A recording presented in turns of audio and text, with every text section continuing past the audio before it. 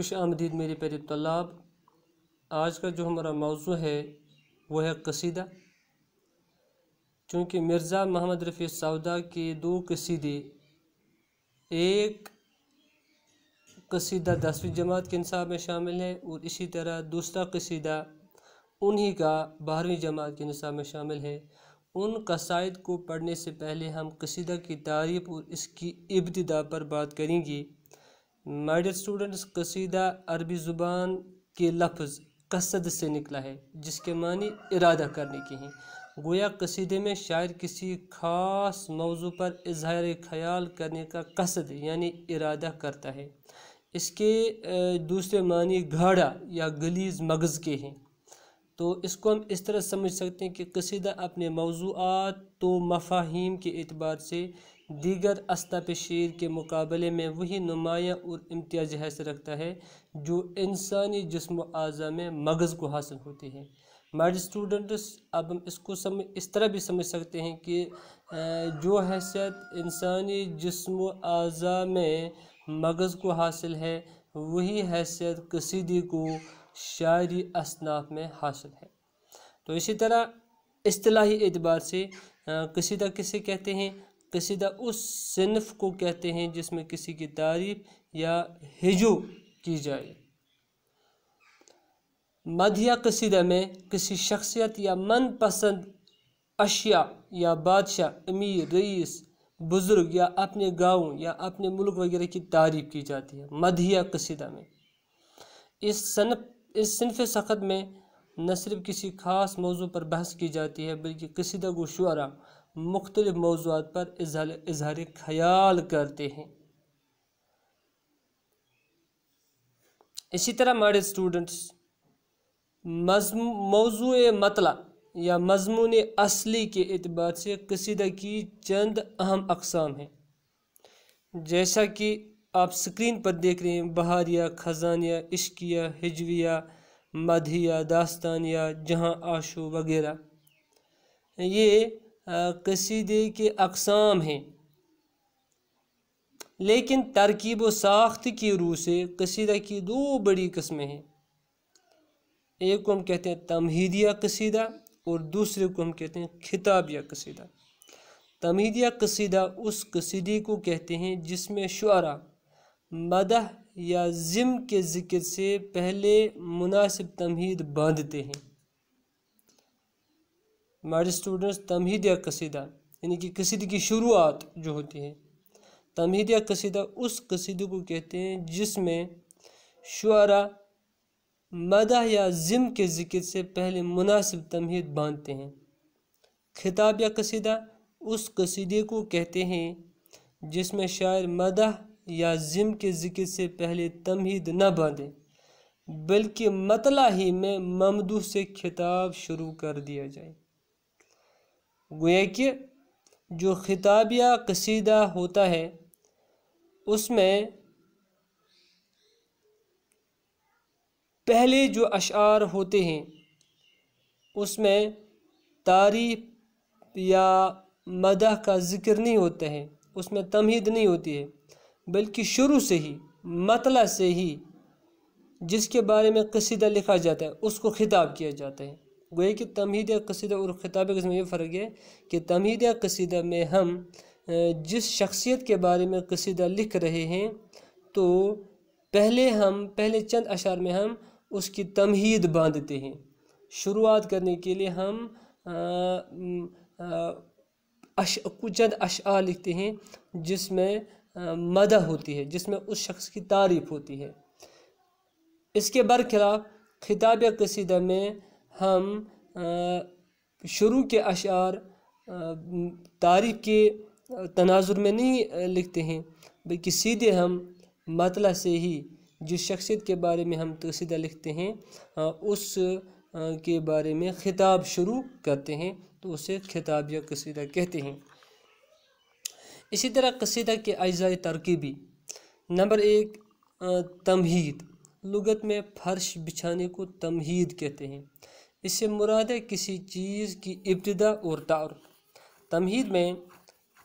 قصیدہ کی تمہید میں شاعر معشوق کے اوصاف و خصائل اور معاملات عشق و حسن کے مضامین ادا کرتا ہے۔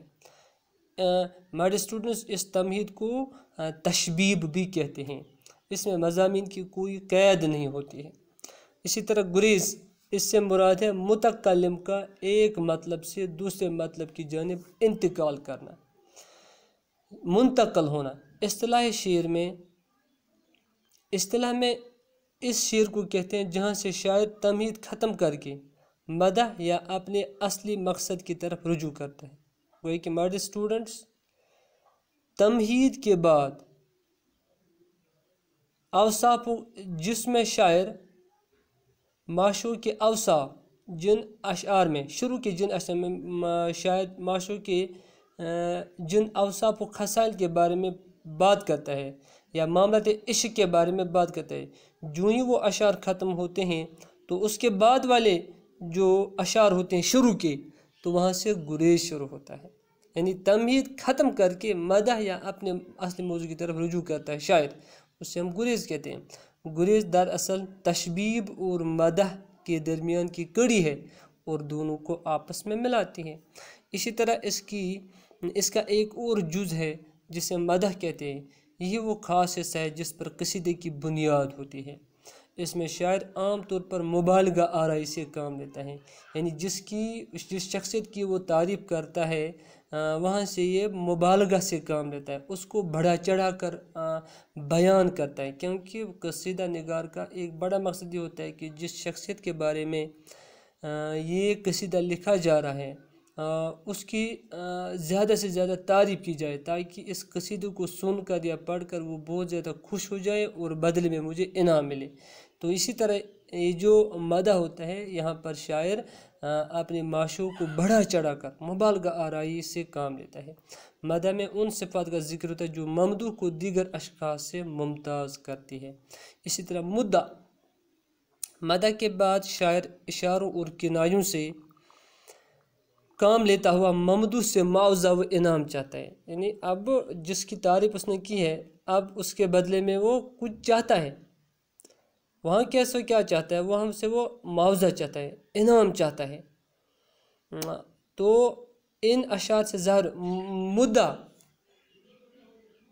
یعنی ان اشعار سے ظاہر ہوتا ہے کہ شاعر کا بنیادی مقصد کیا ہے۔ شاعر کا بنیادی مقصد کہ جس شخص کو تعریف کر رہا ہے اس کا مدعا، اس کا مقصد یہ ہے کہ وہاں سے وہ انعام حاصل کرے، معاوضہ حاصل کرے۔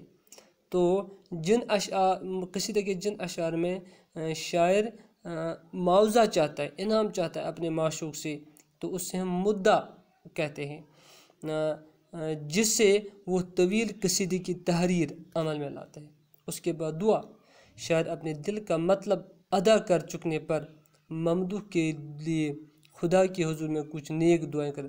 جب یہ انعام، یہ ریوارڈ یا یہ معاوضہ ملتا ہے قصیدہ نگار کو، تو اس کے بعد قصیدہ دعا کرتا ہوا نظر آتا ہے اپنے معشوق کے لیے، اسے نیک دعائیں دیتا ہے تاکہ معشوق جو ہے اور زیادہ خوش ہو جائے۔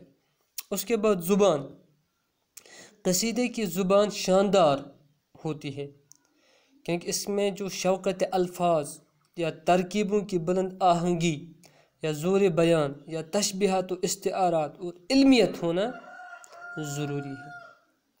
مائی ڈیئر اسٹوڈنٹس، یہ ہوئی قصیدے کی تعریف اور اس کی اقسام کے بارے میں، پھر اس کے اجزاء کے بارے میں۔ اب ہم آتے ہیں قصیدہ کی ابتدا کے بارے میں۔